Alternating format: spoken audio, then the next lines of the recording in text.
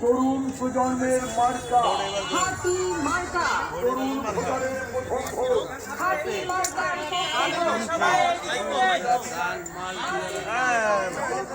সবাই এদিকে যান, আমার দিকে যান সবাই। ভিতরে যারা গেছেন তারা